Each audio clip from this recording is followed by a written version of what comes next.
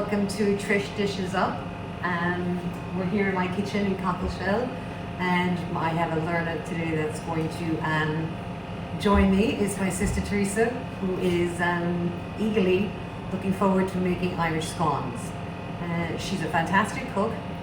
She just wants for nothing. Baking is something that she hasn't really done a lot of, but during these times, these pandemic times, everyone has gotten to the kitchen to start learning and be more creative as far as baking and making home goods.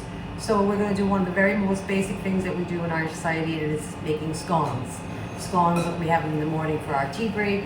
We like them in the afternoon. You can make them with raisins. You can actually make them savory with cheese. So we're going to begin this morning by just talking about the main ingredients that go into scones. There's very little ingredients in it. The flour we're using is self-raising flour. The sugar is caster sugar. And then we have some butter or margarine, your choice. We have a little bit of beaten egg because we're going to use to glaze the scones.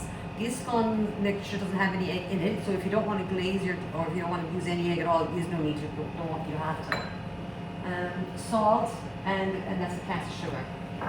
So I'm going to walk Theresa through the ingredients. She's going to make them, and we'll get started.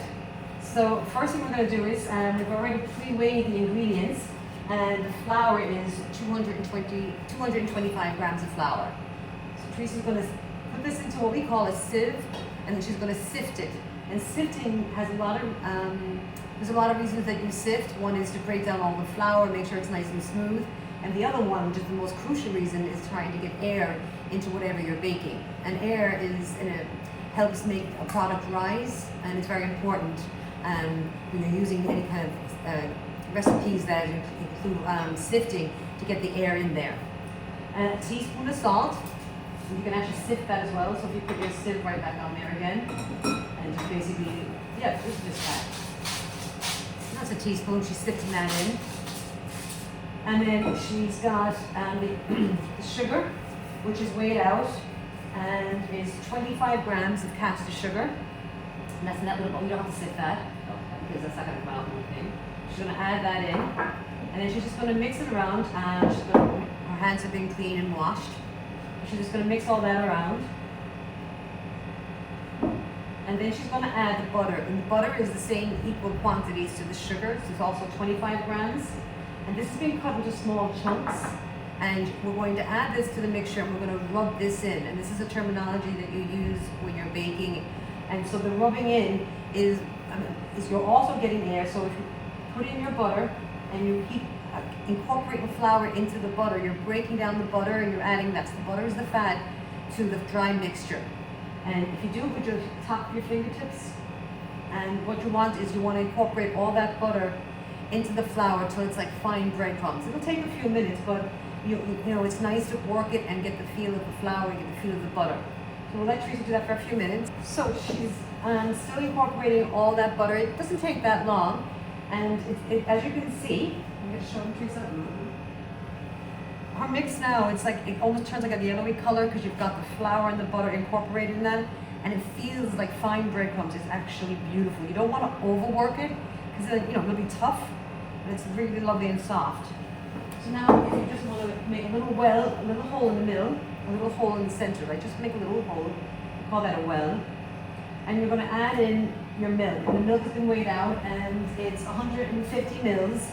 The thing about the milk is we may not use all of it, and depending on what flour you have and the consistency of it, we're going to add the flour in, and as we're adding in, we're going to mix it until we form a dough. We don't want the dough too wet, we don't want the dough too dry. Just my hands. So you can just do with your hands and add a little flour to it. Go again. Now you can do this in a mixing bowl, and it'll take no time at all. I'm doing this manually because I want to show you. And it's nice to get the feel of it, because then you learn about the feel of the dough. Okay, this is too soft, this is too wet. Once you incorporate, if you do it a few times, you can do it in the mixer. So now, as she's doing this, all the dough, she's mixing in the flour in with her milk, and she's starting to form a kind of a nice mixture.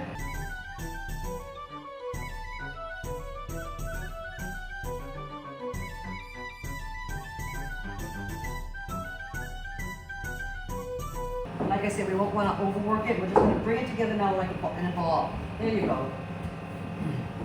And you see how it's automatically coming together? If that was in the mixer, the minute that it comes together, just stop your mixer. So it's come together as a beautiful ball. It looks absolutely lovely. She's just pulled it out of the bowl. She put it onto a floured surface. Now, it's very important to have a little bit of flour on your countertop, not too much flour, and not too little because you don't want it sticking. And now what you're going to do, she's going to flour her rolling pin. And we're going to roll this out to like a 1 inch thick. Now, I'm not going to make those big gigantic scones that you get in all the supermarkets and the delis. I much prefer to have a very small scone, just enough with a cup of tea, and we're all watching our calorie intake and portion size, so I think these scones are just a really nice size. What I didn't tell you was, as we were making that, you could have added in raisins and made them a sweet scone, and that would have been before we took it out of the bowl after we added the sugar and it all came together. We could add in some raisins and sultanas and mixed it all through together. So now she's going to roll it out, and the key to rolling is, I'm going to tell Theresa, is it's front and back and turn. Maybe we'll just do one example just to show. So it's not really about pressure, it's more about the way we move it, and it's even strokes. And our hands are scrubbed completely. We've been washing our hands. Scrubbed and scrubbed and scrubbed. This is the bowl I have with spare flour on it. So there's no extra pressure. We don't want long doing the grass or anything. It's just front and back, and then we keep trying to keep the shape when we turn. It's front and back and turn. And we can do it another couple. We won't go too much further with this. It's not going to be massive. We're going to just front and back and turn.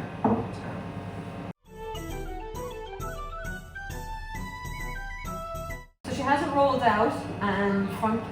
I was showing you how she did that front to back and turn. And now she's going to put a little bit of flour on her scone cutter, and you can do whatever size you want. I happen to have this one here. It's a little bit bigger than I had hoped for, and she's going to exactly do that. And here we have a baking tray with our silicone mat. If you don't have a silicone mat, you can put it on parchment paper, grease paper. You can grease just a baking tray and put it on that so they don't stick to it. I happen to have a silicone mat, and they don't stick to this. And I have what we have called here a palette knife. So as she rolls them out, she wants to pick perfect. Nice. So you can put them on, and you can put your dough back in together. Yep. And the secret is you don't want to overwork the dough at any stage. So once it comes back in together, you roll it back and forth. While she's doing that, I'm preheating the oven to 220 degrees. That's the temperature that I'm going to put the scones in at.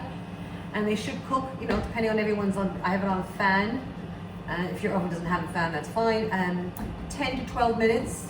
And the key to this is when they go into a nice hot oven at 220, it's instantly going to rise up those scones because we've sifted it and we've got the air in there. It's all really critical about the time and the temperature of cooking and baking. So that's on 220.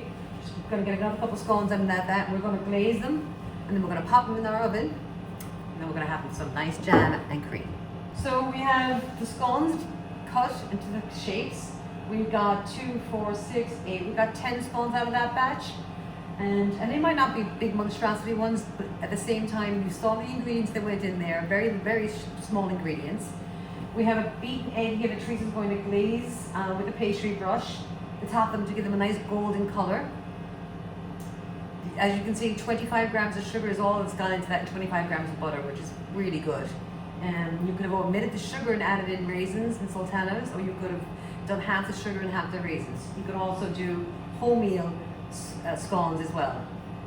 So she's glazed all them, and now she's going to put them in the oven, and we're going to keep an eye on them, but I think 10 to 12 minutes at 220 degrees, and they'll be nice and ready. Now who's good? Look at that. Look at that. So our scones have been finished. We did about 12 minutes. Like I said, it's between 10 and 12 minutes, maybe 13 minutes depending on your oven. We've taken them out. They look absolutely gorgeous.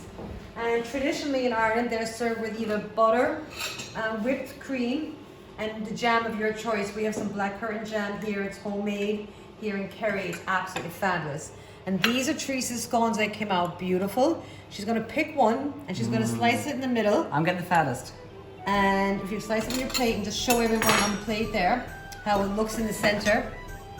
And look how beautiful this is. If you just show them the dough. And she's gonna pick, I think she's gonna pick butter. Oh, she's gonna pick cream. I'm gonna pick Okay, because cream. she usually picks butter. And a little bit of blackcurrant. Oh my goodness, now there's very little sugar in that, but the sugar's down in the jam and in the cream. But how bad, they're absolutely beautiful. And a nice cup of tea. I'm sure, what more do you want? Wait till I taste them. I'll tell you. This is the key, the tasting test.